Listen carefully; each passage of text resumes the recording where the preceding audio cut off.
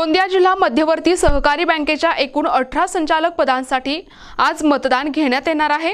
या निवडणुकीत गोंदिया जिल्ह्यात एकूण 11 मतदान केंद्रे निश्चित करण्यात आली असून एकूण 894 मतदार मतदानाचा हक्क बजावणार आहेत। ही निवडणूक प्रक्रिया शांततेत आणि सुरळीत पार पडावी यासाठी जिल्हा सहकार निबंधक विभागाने योग्य नियोजन केले आहे। गोंदिया जिल्ह्यातील सहकार क्षेत्रावर वर्चस्व कायम ठेवण्यासाठी जिल्हा बँकेची निवडणूक महत्त्वपूर्ण समजली जाते। जिल्हा बँकेचे एकूण 20 संचालक असून त्यापैकी माजी आमदार राजेंद्र जैन आणि प्रफुल्ल अग्रवाल यांची बिनविरोध निवड झाल्यामुळे आता प्रत्यक्षात 18 संचालक पदांसाठी ही निवडणूक होत आहे। जिल्हा बँक निवडणुकीत भाजप आणि राष्ट्रवादी काँग्रेस अजित पवार गट सहकार पॅनल तयार करून ही निवडणूक लढवत आहे, तर काँग्रेस इतर पक्षांसह परिवर्तन पॅनल तयार करून निवडणूक रिंगणात आहे। ही निवडणूक खासदार प्रफुल्ल पटेल, काँग्रेसचे माजी प्रदेशाध्यक्ष नाना पटोले यांनी प्रतिष्ठेची केली आहे, तर भाजप नेत्यांनी देखील या निवडणुकीत पूर्णपणे जोर लावलाय। त्यामुळे या निवडणुकीत चांगलीच चुरस निर्माण झाली आहे। मध्यवर्ती सहकारी बँकेची निवडणूक नक्कीच सहकार पॅनल प्रचंड बहुमताने विजयी होणार आणि महायुतीची पॅनल राज्याची सरकार आमच्या मागे आहे आणि बँकेची प्रगतीसाठी जे आम्ही आजपर्यंत काम केला त्याची पावती सर्व मतदाता बंधू भगिनी आम्हाला देणार आणि उद्याचा जे रिझल्ट येणार त्यामध्ये प्रचंड मताने पूर्ण जिल्ह्यात आमचे सर्वच उमेदवार निवडून येतील।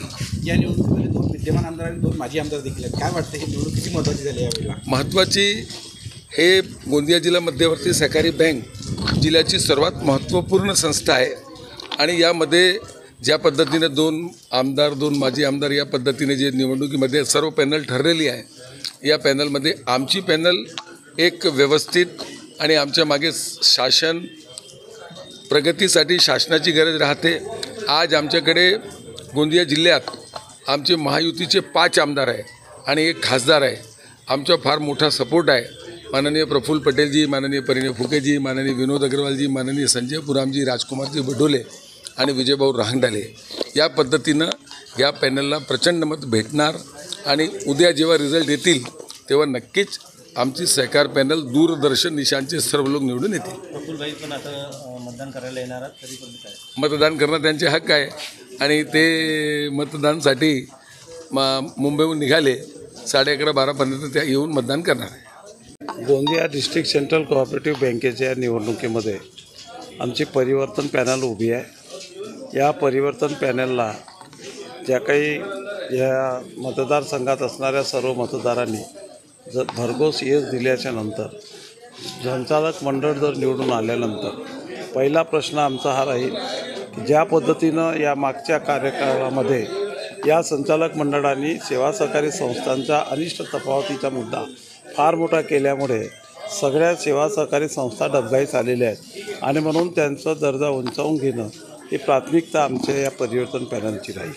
दुसरी महत्त्वाची बाब आहे की डिस्ट्रिक्ट सेंट्रल कोऑपरेटिव्ह बँक हे फक्त शेतकऱ्यांच्यासाठी आहे अशा पद्धतीची जी समज आहे ती समज अतिशय चुकीची आहे। ती समज दूर काढून ही डिस्ट्रिक्ट सेंट्रल कोऑपरेटिव्ह बँक हे छोट्या छोट्या व्यापाऱ्यांना मोठं करण्याच्यासाठी त्या दृष्टीनं अत्यंत महत्त्वाची आहे। कारण याच्यातले मतदार हे बलुतेदारामधले आहेत, औद्योगिक विकासमधले आहेत, मजूर सहकारी संस्थांमधले आहेत, पतसंस्थांमधले आहेत, म्हणजे ज्या ठिकाणी विकास करायच्या त्या अशा अनेक संस्था या ठिकाणी मतदानामध्ये भाग घेत आहेत आणि म्हणून त्यांचा डेव्हलपमेंटमध्ये या संचालक मंडळाने कुठलाही लक्ष ठेवलेलं आहे आणि म्हणून यांना वोटं मागण्याचा अधिकारही नाही।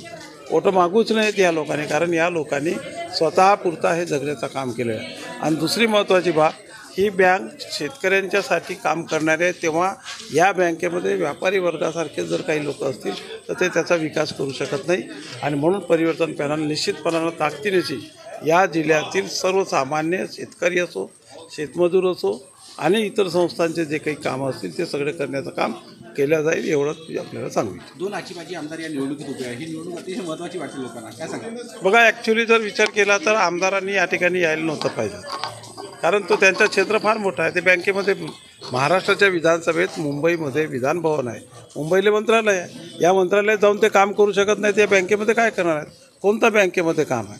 माझ्यासारख्यालाही जर कोणी प्रश्न विचारला की तुम्ही का उभे झाला, वास्तविक नाही झालं पाहिजे होता, परंतु या लोकांच्यामुळे मला ग्रुपमध्ये एक कुठला तरी प्रमुख माणूस असावा म्हणून मला या ठिकाणी निवडणूक लढावी लागली आणि म्हणून या लोकांना काय त्या बँकेमध्ये गोला मिळणार आहे, कोणता काय मोठा त्यांना काय भारी मिळणार आहे, पहिल्यांदा आपल्या मतदारसंघाचा विकास करा म्हणा, त्याच्यानंतर बँकेकडे लक्ष द्या. प्रतिनिधी राधा किसन चुटे, NTV न्यूज मराठी, गोंदिया.